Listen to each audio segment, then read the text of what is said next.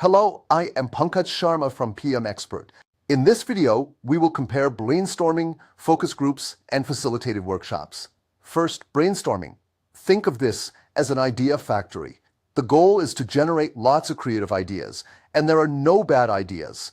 The structure is loose, and everyone is encouraged to think outside the box. Next, focus groups. This is like an opinion poll or taste test. The goal is to learn feelings and preferences about something that already exists.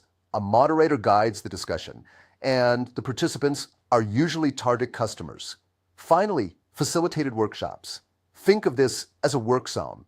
The goal is to complete a specific task or reach a clear agreement. A neutral facilitator keeps the group on track, and the participants come from different roles. Now, let's summarize everything in a quick comparison table. We will compare purpose, participants' structure, and key result.